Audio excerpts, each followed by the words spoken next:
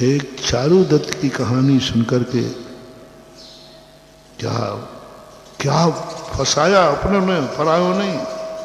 गणका नहीं फंसाया उसे, वो तो बहुत बाद में, गणका तो बहुत ईमानदार निकली।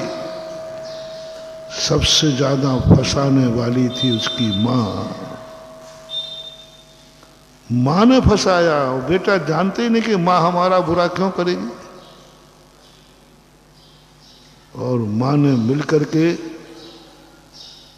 जिसके ऊपर विश्वास करता था, नहीं तो चारुदत्त तद्भव मोक्षगामी जीव था।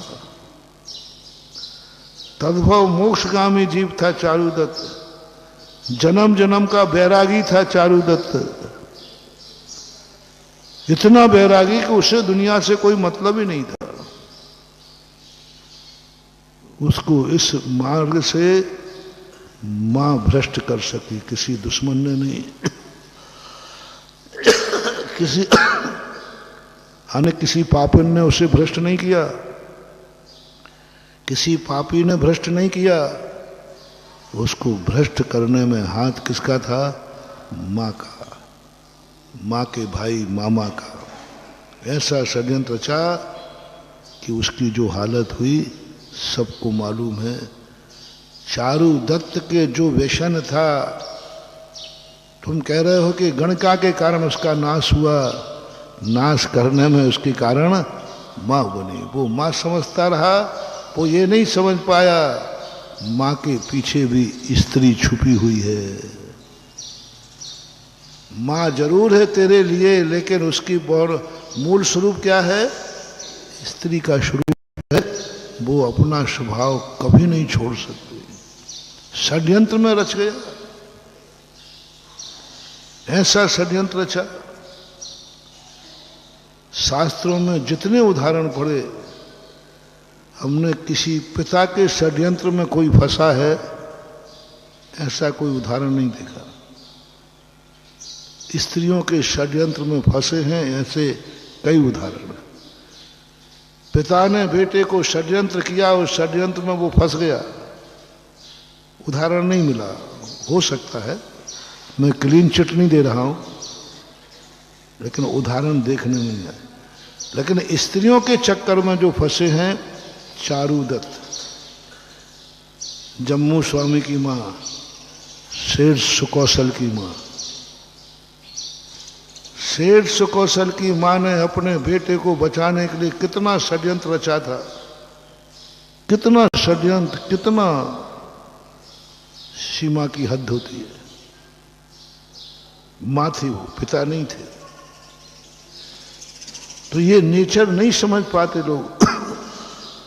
समझते हैं तो मां है, ये मेरे प्रति षड्यंत्र क्या रचेगी।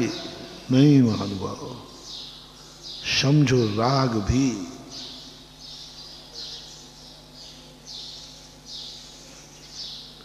जो तुमसे बहुत प्यार कर रहा है,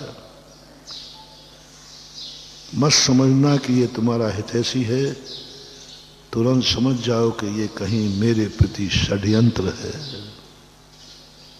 हालांकि राग करने वाले को कभी कभी पता नहीं रहता कि मैं षड्यंत्र कर रहा हूं।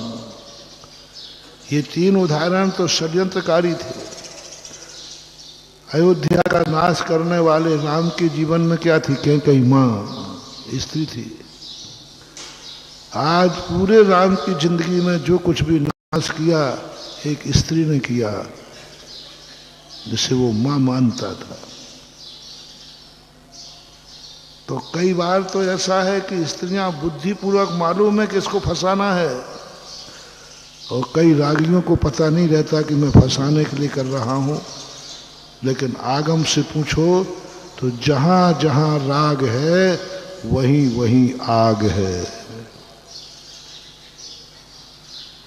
क्रोधाग्नि जगत में प्रसिद्ध है, शास्त्रों में नहीं। कुंदकुंद स्वामी महाराज संसार का कारण द्वेष को नहीं ले रहा, और संसार का कारण तो राग द्वेष दोनों है।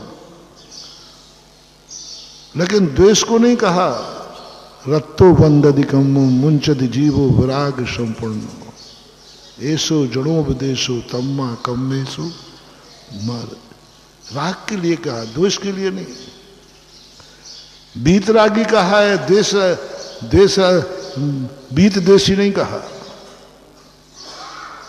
मोक्ष मार्गी को बीत देशी नहीं कहा। बीत, क्योंकि जिसने राग जीत लिया वो तो देश को जीत ही लेगा, लेकिन जिसने देश जीत लिया वो राग को जीते, ये कोई नियम नहीं है। दुश्मन को जिसने जीत लिया, लेकिन वो अपनों को जीत पाएगा नहीं, कोई जरूरी नहीं। कर्म सिद्धांत में भी राग अंत में जाता है, द्वेष पहले चला जाता है। राग 10वें गुण स्थान तक जाता है। इसलिए राग का षड्यंत्र बहुत खतरनाक होता है, ये समझना है। कहीं अपन लोग राग के षड्यंत्र में तो नहीं फंसते जा रहे हैं, कहीं ये मन ऐसा गाफिल तो नहीं हो गया है कि हम राग में ही अपना सब कुछ नाश करते जा रहे हैं। उस समय अपने जीवन में ये भाव आ जाए। इसका लक्षण एक है, क्या तुम्हें कभी भी, बहुत अच्छा लक्षण दे रहा हूं,